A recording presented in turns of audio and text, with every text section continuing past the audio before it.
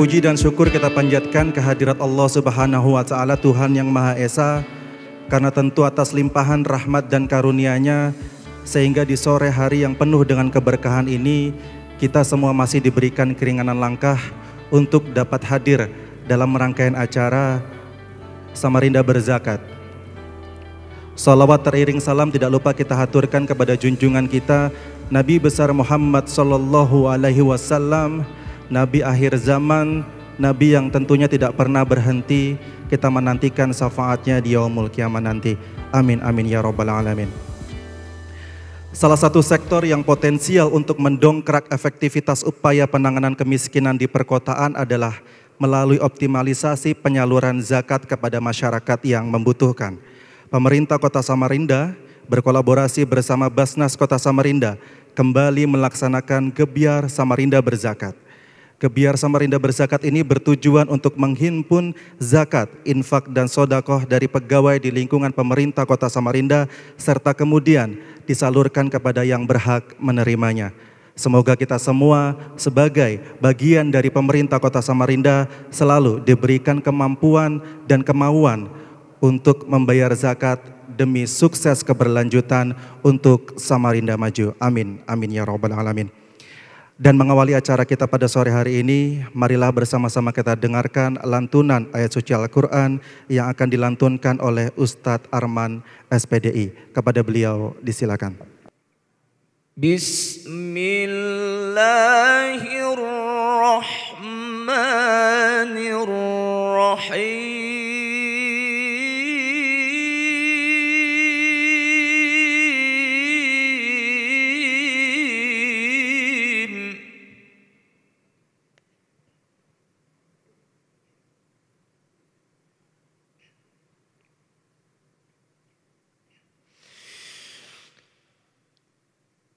وَأَقِيمُوا الصَّلَاةَ وَآتُوا الزَّكَاةَ وَارْكَعُوا مَعَ الرَّاكِعِينَ.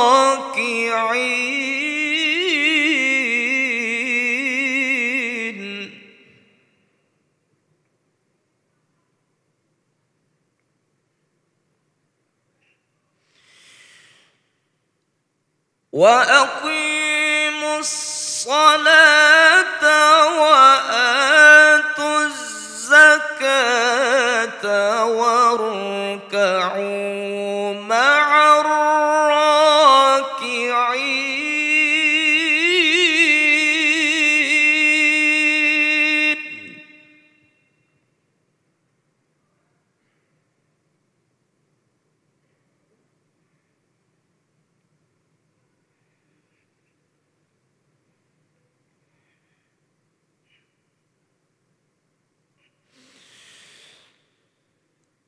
أَتَأْمُرُونَ النَّاسَ بِالْبِرِّ وَتَنْسَوْنَ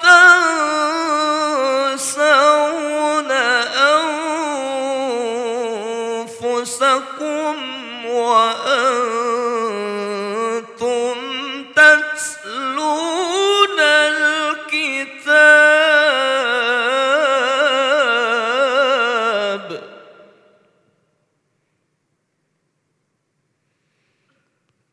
أَفَلَا تَعْقِلُونَ.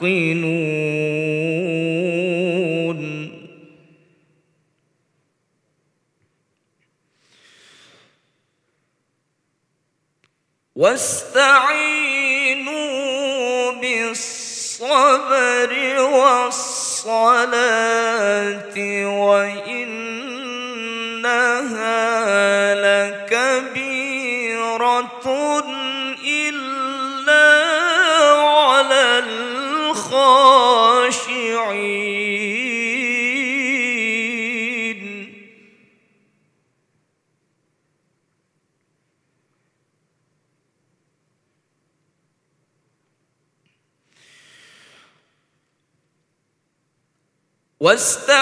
واستعينوا بالصبر والصلاة وإنها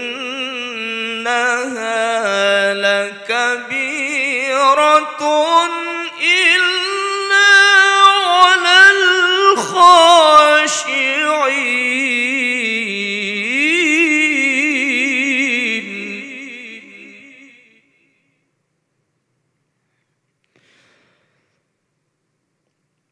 بسم الله الرحمن الرحيم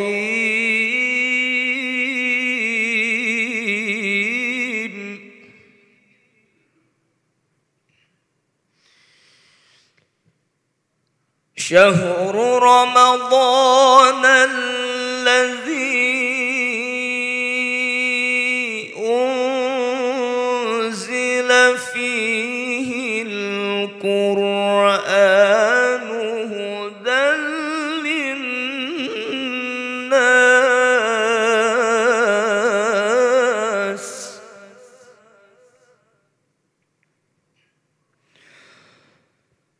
هدى للناس وبينات من الهدى والفرقان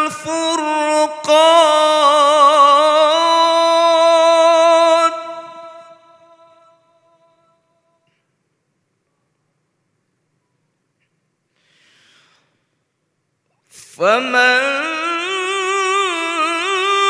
شهد منكم الشهر فليصم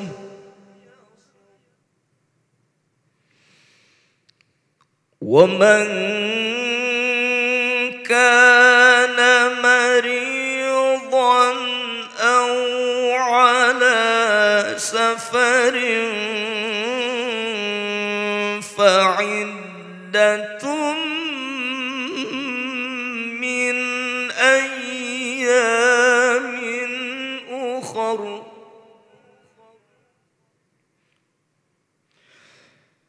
يريد الله بكم اليسر ولا يريد بكم العسر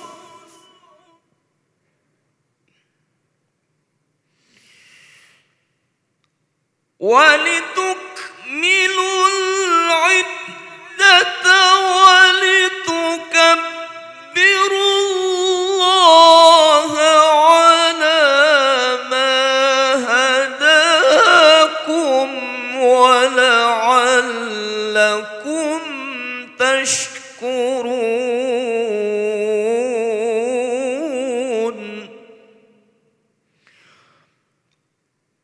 ولتكملوا العدة ولتكبروا الله على ما هداكم ولعلكم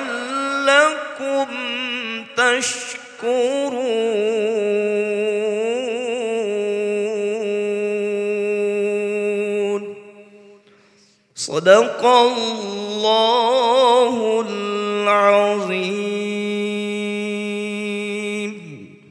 Assalamualaikum warahmatullahi wabarakatuh. Assalamualaikum warahmatullahi wabarakatuh.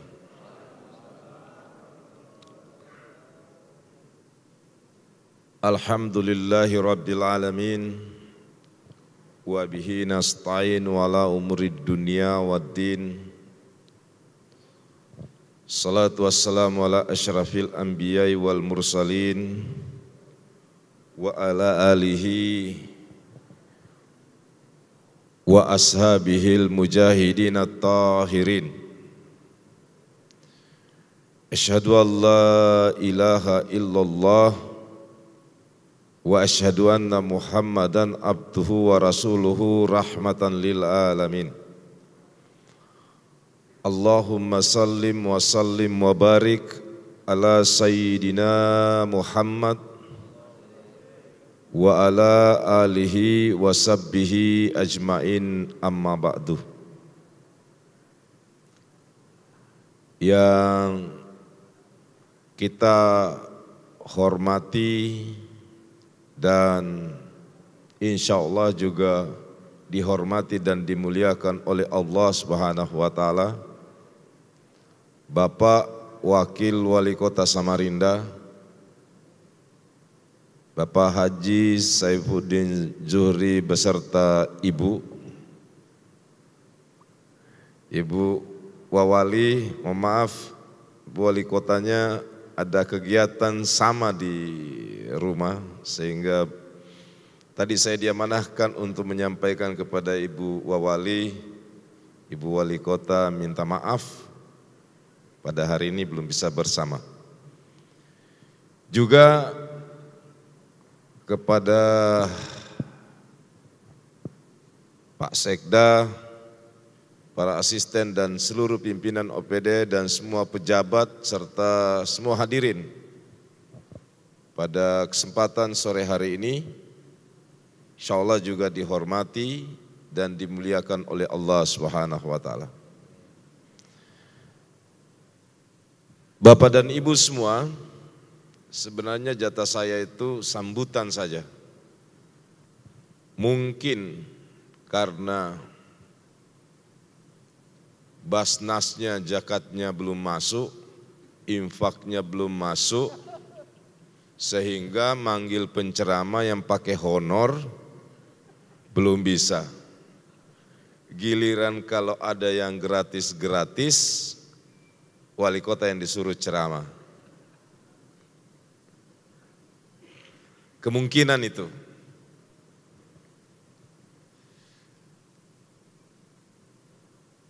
Tapi sebelumnya Bapak Ibu semua saya disclaimer dulu.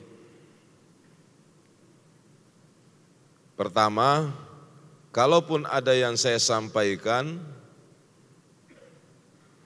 selain di luar sambutan yang tadi disampaikan oleh moderator atau protokol, tausiah terlalu berat istilah itu.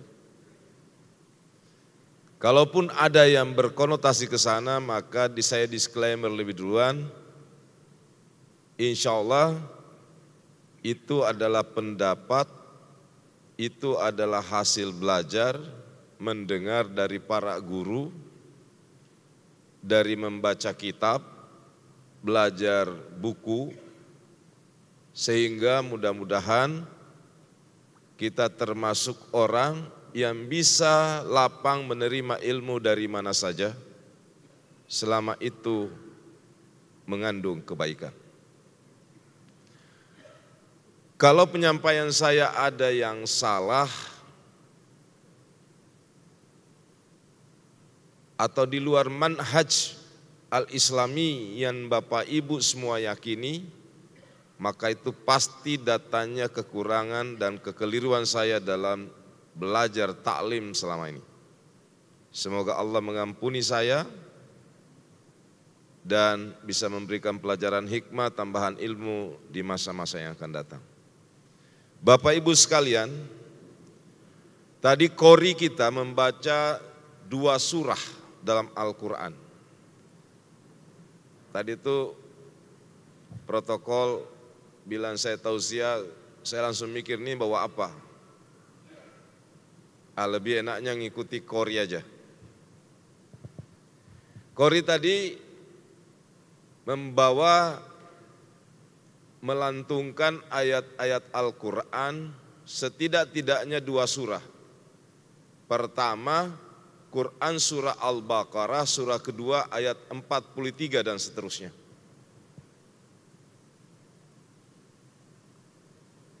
Yang kedua, Quran surah kedua juga, surah Al-Baqarah ayatnya 185. Quran surah Al-Baqarah ayat 43 dan seterusnya, khususnya di ayat 43-nya bicara tentang zakat.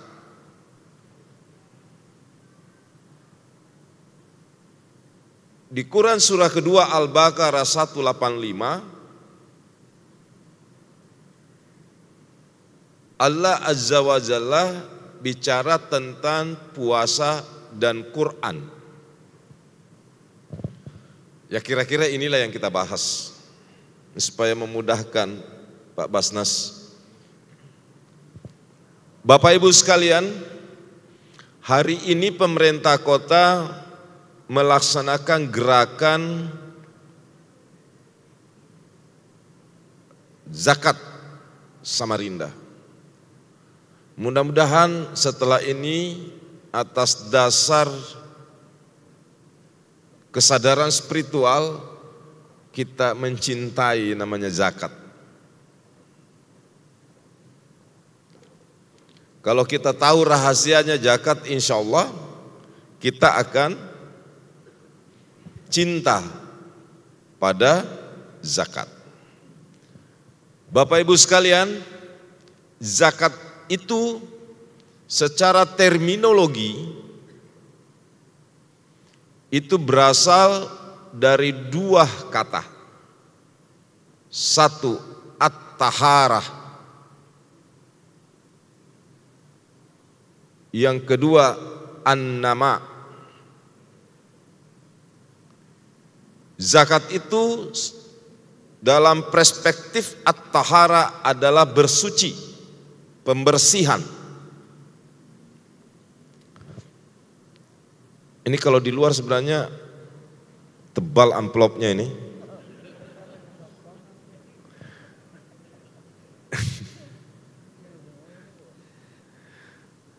Ini saya berusaha untuk buka kitab. Di handphone saya ini ada kurang lebih 60 lebih kitab. Baik kitab klasik maupun kitab-kitab modern.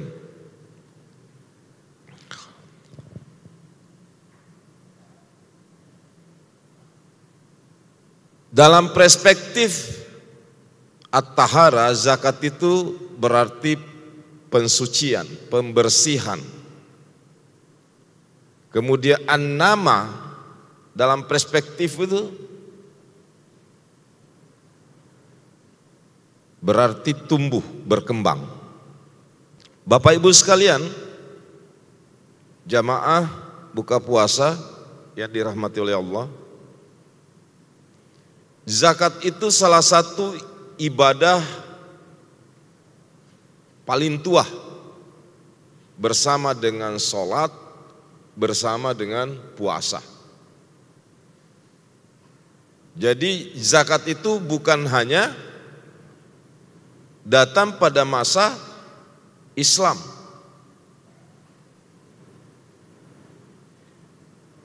Ketika Nabi Isa dalam buayan, Allah sudah memperintahkan aqimis shalah wa itaiz zakah. Itu Nabi Isa. Bahkan nabi-nabi sebelumnya. Itu Al-Quran. Sama dengan puasa.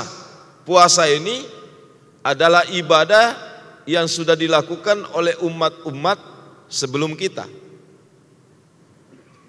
Itu sebabnya ayatnya di Al-Baqarah, ya ayyuhallazina amanu kutiba alaikumusiyam kama kutiba alal ladzina min qablikum. Kama kutiba alal ladzina min. Sebagaimana pernah diwajibkan oleh Allah pada umat-umat sebelum kita, sebelum Islam. Jadi ini ibadah yang tua. Nabi Isa salat. Sebagian ulama menerangkan caranya Nabi Isa salat seperti dalam Al-Quran. Fajri, wan nahar, wal lail. 3 waktu. Yang kemudian setelah Islam turun sebagai penyempurna dari kitab-kitab Samawi, oleh Nabi diterangkan kita menjadi 5 waktu setelah peristiwa Isra Miraj Nabi besar Muhammad sallallahu alaihi wasallam. Oke, kita kembali karena waktunya sangat terbatas. Tadi secara terminologi itu. Lalu zakat secara syariat bermakna, Bapak Ibu sekalian, adalah bentuk ibadah kepada Allah. Zakat juga sebagai bentuk kepatuhan kita kepada Allah dalam bentuk mengeluarkan sebahagian harta kita. Saya ulangi, Ini udah separuh ngajinya kayak di pondok ini. Zakat dalam pengertian syariat adalah ibadah kepada Allah atau bentuk kepatuhan dan ketundukan kita kepada Allah dalam bentuk mengeluarkan sebahagian harta yang kita dapatkan dan dititipkan kepada kita.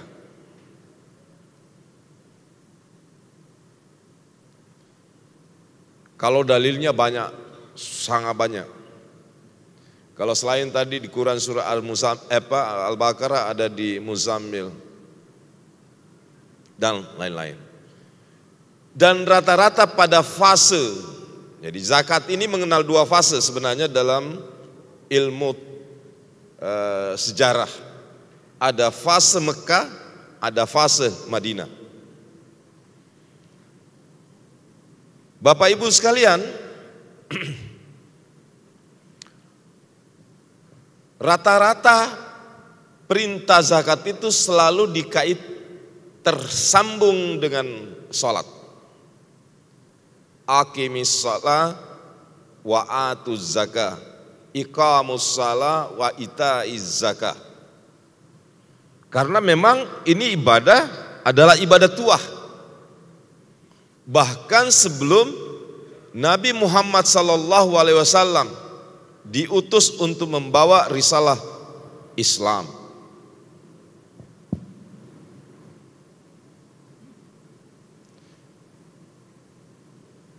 Dan Bapak Ibu sekalian, Al-Islam ini ditegakkan oleh beberapa tiang pokok. Di antaranya adalah zakat. Buniul Islam hamsin.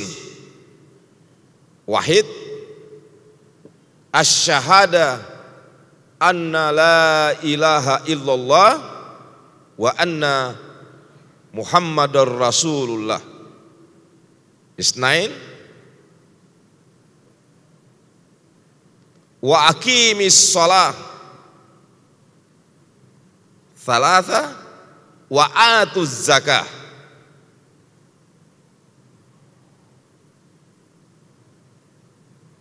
Arba, wal hajj.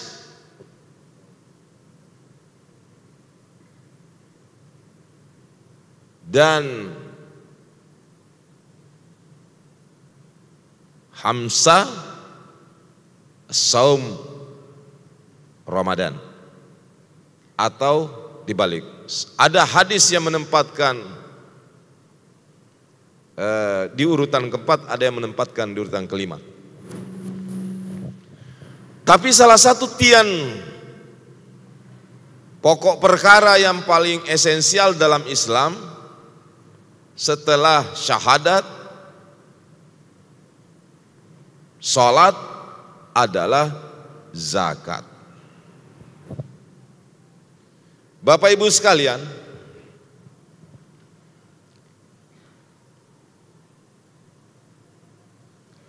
ada kisah sahabat Nabi Thalabah bin Habib Ibnu Habib. Ini sahabat paling dekat Nabi, miskin tapi ibadahnya sangat jago.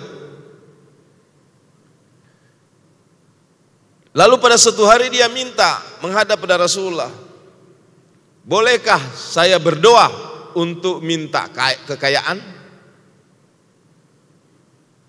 Singkat cerita, dibolehkan dan akhirnya ia berdoa.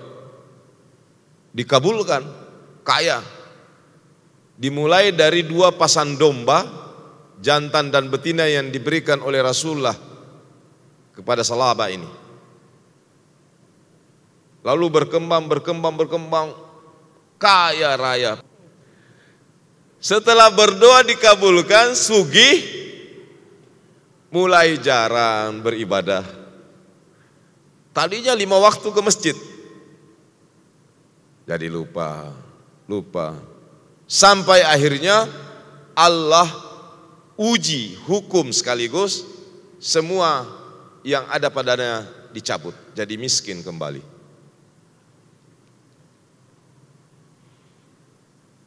Bapak Ibu sekalian, itulah sebabnya mengapa zakat dalam perspektif terminologi bahasa bermakna at-taharah.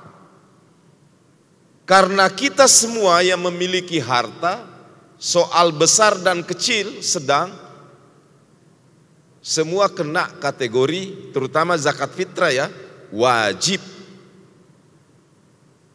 Wajib. Selama ia mampu membayar zakat. Jadi seandainya misalnya di rumahnya itu ada 10 liter beras atau 5 liter beras, terhadap dirinya untuk membayar zakat hanya 2,5 sampai 3 kilogram ukuran satu soknya. Kalau saya lihat tadi ukurannya Basnas itu 2,75 ya. Ya. 2,75. Sebenarnya lebih baik lebih Pak. Niatkan kalaupun lebihnya itu sedekah. Jangan pas-pasan, nanti kalau kurang nggak sah zakatnya. Jadi kalaupun misalnya Basnas sudah menetapkan 2,75, ya enggak apa-apa sampai 3. Kalau lebih 0,25-nya diniatkan untuk jadi sedekah. Itu cara orang-orang soleh terdahulu kita sebelum-sebelumnya kalau bayar zakat. Enggak mau bayar pas. Kenapa? Takut kalau kurang. Kalau kurang itu enggak sah. Karena hukum fikih itu hitam putih. Enggak sampai ya tidak sah. Enggak cukup ya tidak sah. Tapi kalaupun lebih, insya Allah kita niatkan kelebihannya menjadi sedekah. Baik Bapak Ibu sekalian, ini mata harus selalu ke layar nih, karena buka puasa kan. Orang Indonesia itu satu-satunya yang paling tepat waktu hanya buka puasa. Yang lainnya tidak bisa tepat waktu. Apel Senin pegawai itu tetap aja ada yang molor 5 menit. Pokoknya satu-satunya yang tepat waktu itu ndak mau sama sekali berkurang, hanya buka puasa.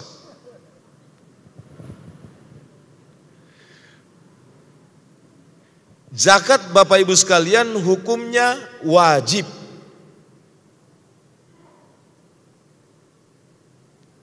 Kecuali yang tidak memiliki kemampuan untuk membayar zakat. Khususnya fitrah ya, zakat fitrah. Dan kita berharap sebenarnya kenapa ada kegiatan pada sore hari ini, mudah-mudahan ini jadi pemicu awal. Saya tadi tanya Basnas, mungkinkah Basnas itu buat kartu, apakah digital atau konvensional, agar seluruh ASN itu, pegawai pemerintah termasuk non-ASN, menjadi anggota Basnas, sehingga penyaluran zakat fitrahnya maupun zakat-zakat lainnya kita utamakan di lembaga Basnas Kota Samarinda. Ini nanti Basnas nanti buat inovasi. Nah, kita siap bantu, ada Kominfo agar efektif. Nah, ini sebenarnya gerakan hari ini cukup terlambat, tapi enggak apa-apa. Dan kita punya mimpi, dan insya Allah kita akan wujudkan sama-sama mimpi ke depan. Zakat, infak, sedekah ini akan menjadi trigger untuk mengentaskan kemiskinan, alat untuk mengentaskan kemiskinan di Kota Samarinda. Jadi saya kemarin sudah bicara masjid, sekarang zakat, infak, sedekah. Kita akan sama-sama setelah lebaran nanti buat polanya, buat rumusannya agar orang itu gemar berinfak kepada Basnas, karena warga masyarakat itu percaya bahwa harta yang ia infakkan kepada Basnas memberi kebaikan dan kemanfaatan bagi kemanusiaan. Kemarin di beberapa tempat saya sudah sampaikan kepada pengurus masjid, hati-hati kalian pengurus masjid. Orang infak ke masjid, kalian simpan dana-dana itu bertahun-tahun di masjid. Padahal pengurus punya kewajiban untuk menyalurkan infak zakat orang yang telah dititipkan melalui masjid. Saya resmikan masjid di salah satu tempat, saya tidak usah sebut nama masjidnya. Saya tanya saldonya berapa? 400 juta. Sudah berapa tahun? 2-3 tahun. Berarti infak orang sudah ngendap selama 2 tahun, 3 tahun di masjidnya.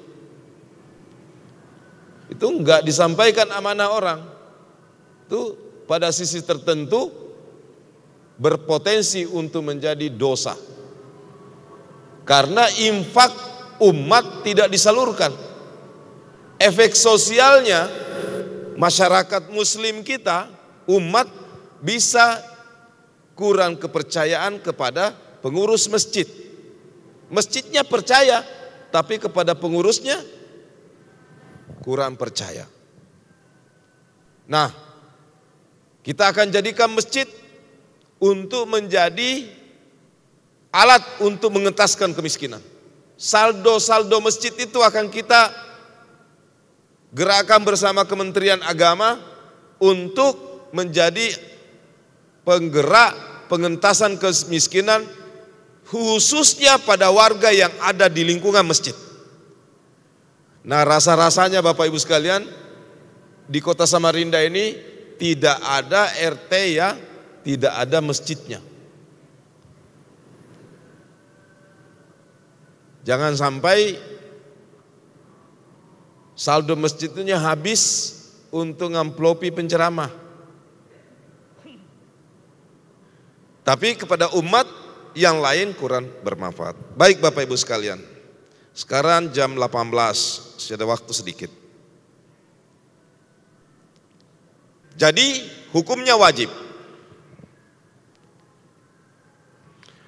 Syarat harta yang harus dikeluarkan. Ini siapa tahu Bapak Ibu punya harta belum dikeluarkan zakatnya. Saya nggak tahu tadi berapa persen dari yang bakar zakat dari pemerintah itu yang tidak hanya zakat fitrah tapi juga zakat malnya sudah dikeluarkan. Hati-hati. Yang pertama adalah harta tersebut telah dimiliki secara sempurna. Jadi Bapak Ibu seperti misalnya gaji, TPP, itu setelah dikirim maka itu telah dimiliki secara sempurna. Atau harta-harta lain, rumah, hasil panen dan lain sebagainya. Kemudian harta tersebut mencapai nisab.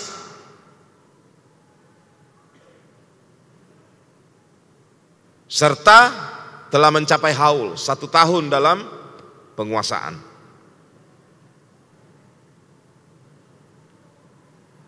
Jadi zakat itu Bapak Ibu sekalian secara kelompok ada 2 ya. Pertama zakat nafsiyah atau sering disebut dengan zakat fitrah. Kemudian zakat mal. Kemudian terakhir ada berkembang namanya zakat profesi. Kenapa ada zakat profesi? Karena kegiatan-kegiatan tersebut belum ada pada zaman Nabi. Tetapi seperti misalnya dokter. Dokter itu profesi. Penghasilannya besar.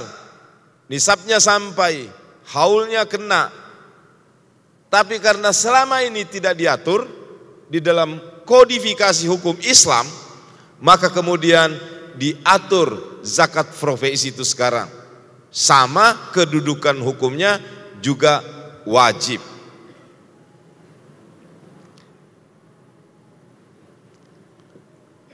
Jenis-jenis harta apa saja Bapak Ibu sekalian? Pertama adalah athman, perak, emas, termasuk mata uang. Kemudian hewan ternak, unta, sapi, kambing dan lain sebagainya. Dan yang ketiga pertanian dan buah-buahan. Cuma untuk zakat fitrah jangan salah. Kalau ada pertanyaan, apakah zakat fitrah bisa diganti uang? Nah ini kita pelan-pelan mahanya. Karena zakat fitrah agak berbeda. Zakat fitrah itu adalah dari bahan makanan pokok kita. Apakah bisa diganti uang? Tidak persis begitu bahasanya.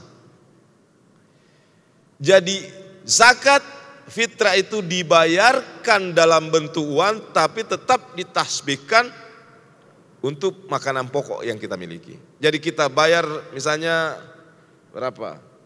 128.000 ini bukan hitungan pokoknya. Hitungan pokoknya tetap pada jumlah kilogram berasnya. Jadi kalau zakat fitrah jangan dihitung pokok uangnya. Tetap ke ujungnya adalah beras. Karena yang paling afdal, yang paling diutamakan sesuai sunnah adalah zakat sesuai dengan makanan pokok yang kita makan. Tapi kalaupun dibayar dalam bentuk uang, maka itu hanya sekedar menggambarkan dari harga makanan pokok itu. Kalau 124, tadi ada yang 65.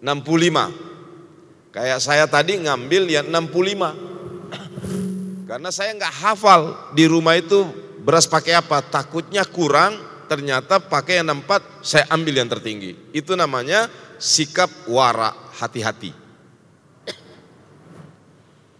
Mending lebih daripada kurang. Nah itu kalau zakat. Kalau zakat harta jika sudah sampai haul 1 tahun, maka kewajibannya 2,5%. Kalau zakat fitrah mungkin insya Allah ya tunai semua. Tapi yang banyak bermasalah itu di zakat mal. Tadi dalam makna taharah Bapak Ibu sekalian, kalau kita nggak keluarkan bahaya itu harta-harta kita. Satu, nyata tidak bersih. Kenapa tidak bersih? Karena di dalamnya ada hak fakir miskin. Ada hak atas harta kita dari orang lain. Itu sebabnya tidak bersih. Karena haknya orang lain, haknya fakir miskin, kita nggak keluarkan. Itu sebabnya harta tidak bersih. Tidak selamanya harta itu bisa jadi kita dapat dari sumber yang halal, thayyibah, tapi karena haknya orang-orang miskin, anak-anak yatim, kita nggak keluarkan, maka harta kita tidak menjadi bersih. Nah, supaya bisa ngukur dirinya masing-masing, mari saya bacakan dalam kitabnya ini kategori mana saja yang kira-kira Bapak Ibu bisa sadari hartanya masing-masing. Pertama, emas 20 dinar, jadi 20 dinar. Kira-kira sepadan dengan 85 gram emas. Itu besarnya 2,5%. Jadi kalau punya emas setara dengan 85 gram, maka sudah jatuh nisabnya 2,5%. Jadi bagaimana kalau saya punya emas di bawah 85 gram? Ya belum kena kewajiban. Oke. 2, perak itu setara dengan 200 dirham atau 595 gram perak. Juga kena 2,5%. Jadi tadi kalau emas 20 dinar ekuivalen dengan 85 gram emas 2,5%. Kalau perak 200 dirham atau ekuivalen dengan 595 gram perak 2,5%.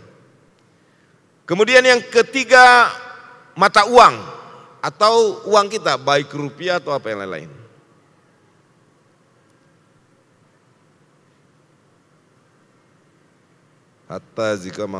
Jika sudah mencapai nizab perak ataupun emas, paling rendah sekitar 6 juta.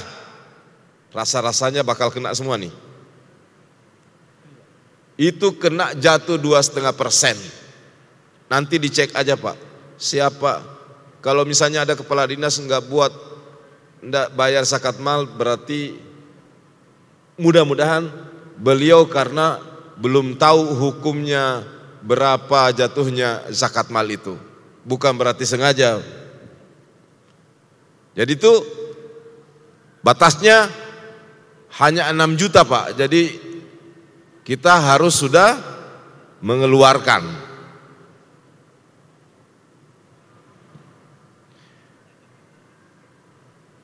Kemudian itu besarnya 2,5%.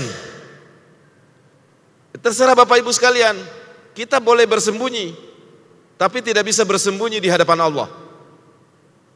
Kita bisa menghindar, tapi kita tidak bisa menghindar jika Allah menghukum kita menghilangkan semua harta, mengurangi karomahnya, mengurangi barokahnya. Bahkan bisa jadi bukan cuma barokahnya berkurang, tapi fisik harta kita bisa jadi mudah-mudahan tidak mendapatkan hukuman seperti yang dihukum tadi oleh Salabah bin Habib yang kemudian hartanya dihabiskan oleh Allah karena tidak membayar zakat. Kita bisa bersembunyi, kita bisa menghindar, tapi kita tidak akan bisa menghindar dari hukum Allah tentang zakat ini. Ya, tapi sebaliknya kalau kita cinta pada zakat ini, mudah-mudahan Allah lipat gandakan pahala kita di masa yang akan datang. Tapi nggak boleh juga kalau dalam hukum Islam itu nggak boleh juga bayar zakat niatnya walaupun dijanji oleh Allah. Nggak boleh niatnya saya bayar zakat agar saya mendapat limpahan harta dari arah yang tidak disangka-sangka. Allah itu udah janji itu, nggak usah ngomong supaya reda kita, ikhlas kita dapat. Insya Allah kalau Allah sudah janji pasti dapat.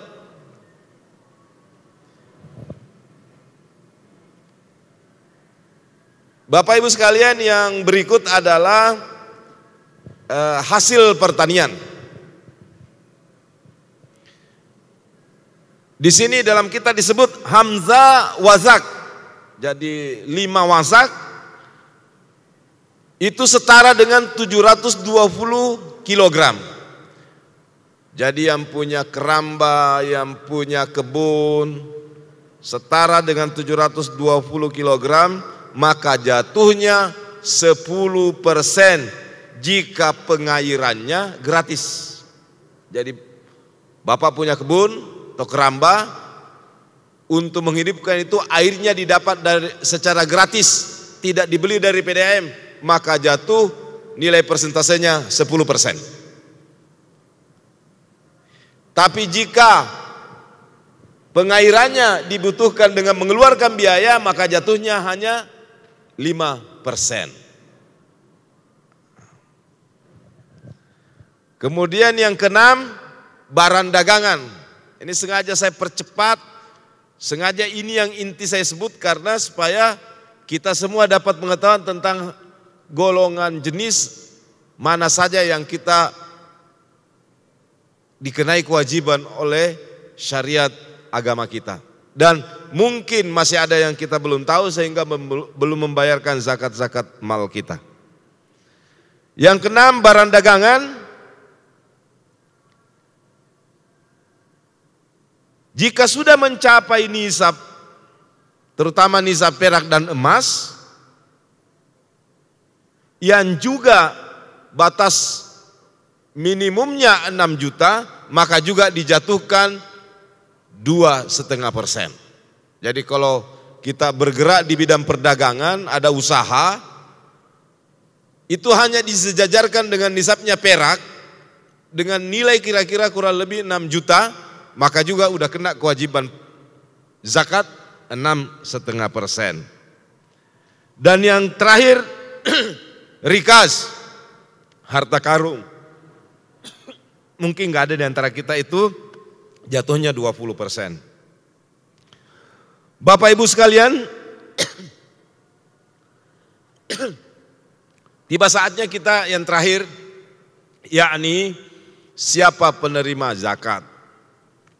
Diutamakan kepada fakir miskin. Bapak tahu bedanya fakir miskin? Fakir itu punya usaha, punya gaji, tapi tidak mencukupi kebutuhannya. Itu fakir. Kalau miskin, memang nggak punya usaha, nggak punya penghasilan. Miskin itu punya penghasilan, punya usaha, punya gaji, tapi tidak bisa menutupi kewajibannya. Kalau fakir ini yang lebih parah, enggak punya penghasilan, enggak punya pekerjaan, dan tidak ada harapan untuk mendatangkan penghasilan. Jadi makanya syariat Islam mengutamakan, walaupun dalam Quran surah At-Taubah ayat 60 telah ditetapkan 8 asnaf, tapi diutamakan kepada fakir miskin, termasuk kepada pengurus amil.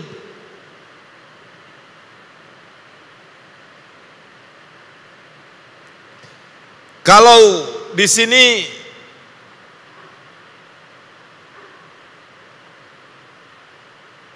kalau amil itu Pak Basnas, kalimat Allah di sini wal amilina alaiha.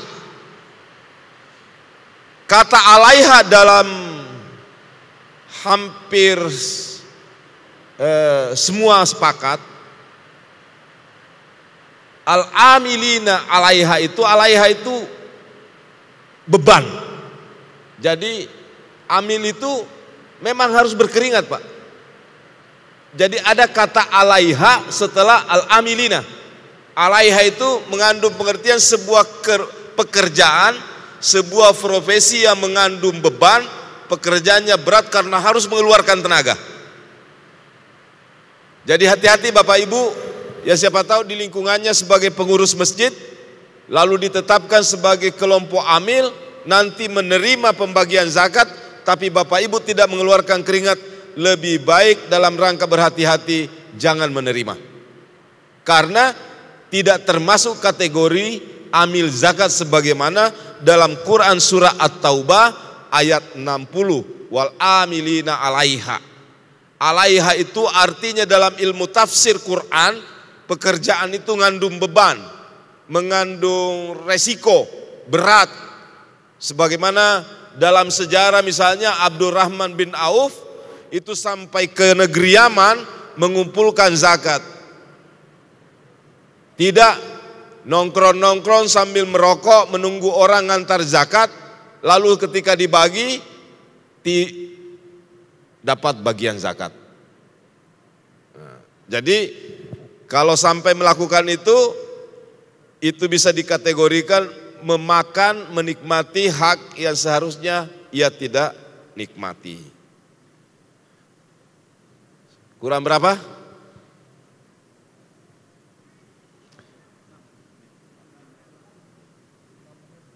6 menit lagi. Bapak Ibu sekalian, nah demikianlah kira-kira mengapa zakat kita harus keluarkan. Satu sisi itu kita terus membuktikan kita adalah makhluk yang tunduk dan patuh di hadapan Allah. Zakat dicontohkan dan disunahkan oleh risalah yang dibawa oleh Nabi Muhammad SAW. Jadi kalau cinta Nabi, selalu salawat pada Nabi, maka lakukan apa yang telah disunahkan oleh Nabi. Zakat diantaranya. Saya cinta Nabi tapi tidak bayar zakat, omong kosong cintanya itu. Jadi kalau cinta Nabi, cinta Rasulullah, bayar zakat.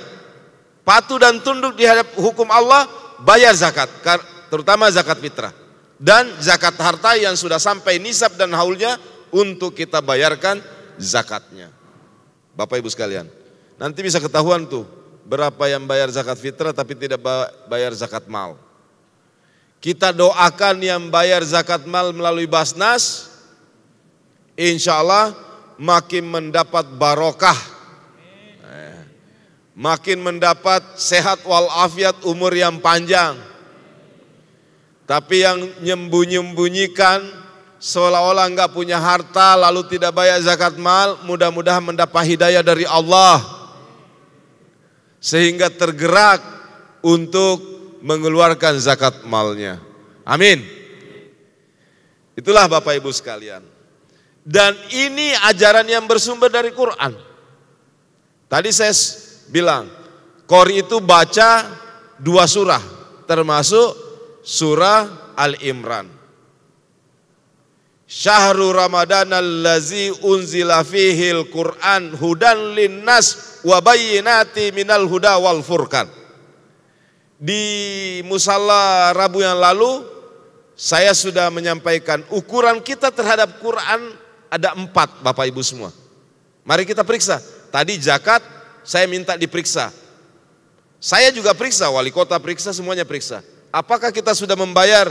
Kalau zakat fitrah pasti sudah bayar semua, insya Allah. Tapi zakat mal kemungkinan masih ada di antara kita yang lalai. Nah begitu pula Al-Quran, mari kita periksa kita sudah di level mana. Pertama level kalau Quran itu kan tadi Syahrul Ramadan allazi unzila fihil Qur'an hudan linnas. Pertama levelnya adalah tilawah, baca, hanya sekedar baca. Ada juga yang membacanya bagus kayak tadi Qori. Kalau Qori kan tadi bagus bacanya, iramanya jelas. Tapi ada juga yang mungkin sebagian di antara kita bacanya tilawahnya ya begitu. Tingkatan yang kedua adalah tahsin. Tahsin itu baca sekaligus ngerti terjemahannya paling enggak.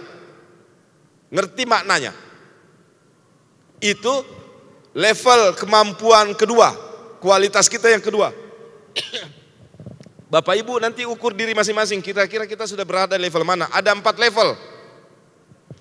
1 tilawah. Kalau tilawah itu kan Bismillahirrahmanirrahim. Mungkin ada juga Bismillahirrahmanirrahim dan lain-lain. Baca, tapi sudah bisa baca. Level yang kedua, level tahsim. Tadi level pertama tilawah, level kedua tahsim. Bisa baca sekaligus tahu ngerti terjemahannya. Jadi level yang kedua tahsim. Bisa baca sekaligus ngerti terjemahannya. Kemudian level yang ketiga, qiraah. Qiraah itu bisa baca, ngerti terjemahannya, tahu maksud makna terjemahan itu. Jadi kira-kira ngerti tafsirnya. Dan yang terakhir, ini yang berat. Saya pun belum bisa sampai ke sini. Tadabbur. Biasa kita yang istilah dengar tadabbur. Tadabbur itu tingkatan paling tinggi, Pak. Bisa baca, pada saat baca dia langsung. Ayat ini saya sudah laksanakan belum? Menyangkut tentang implementasi. Sebahagian mungkin kita tidak implementasikan, sebahagian belum. Tapi ngerti terjemahan, ngerti makna, dan kita sudah laksanakan. Bapak Ibu sekarang mari kita introspeksi muhasabah. Kita sudah berada di level mana? Jangan sampai di keempat-empatnya belum. Bacaan kita belum bagus, belajarlah terus. Kalau belajar itu enak, kita ngimami orang, dengar orang itu enak. Bismillahirrahmanirrahim. Alhamdulillahi rabbil alamin. Ar-Rahmanir-Rahim. Maliki yaumiddin. Iyyaka na'budu wa iyyaka nasta'in. Ihdinas siratal mustaqim. Siratal ladzina an'amta 'alaihim ghairil maghdubi 'alaihim waladdallin.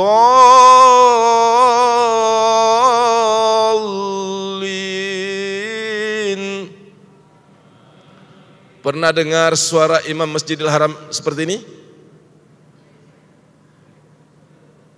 Nah, ini model irama-iramanya Abdurrahman As-Sudais. Nanti ada imam yang lain model Jiharka. Ya, saya kira ini sudah sampai, mudah-mudahan puasa kita diterima di sisi Allah, zakat kita diterima di sisi Allah, amalia Ramadan kita di sisi Allah, dan kita semua insya Allah mendapatkan ampunan dan rahmat dari Allah Subhanahu wa Ta'ala di dalam bulan suci Ramadan ini. Karena Nabi mengingatkan kita, orang yang paling merugi di dalam Ramadan sejak 1 Ramadan sampai hari terakhir Ramadan, dirinya tidak mendapatkan ampunan dari Allah. Ini masih ada beberapa hari lagi, 4-5 hari lagi. Mudah-mudahan kalau hari ini sampai hari ini kita belum mendapatkan ampunan, mari kita kejar ampunan Allah. Semoga kita memasuki Idul Fitri 1 Syawal, kita semuanya telah mendapatkan ampunan dari Allah Azza wa Jalla. Sekaligus insya Allah kita mendapatkan rahmat. Selamat berbuka puasa. Assalamualaikum warahmatullahi wabarakatuh.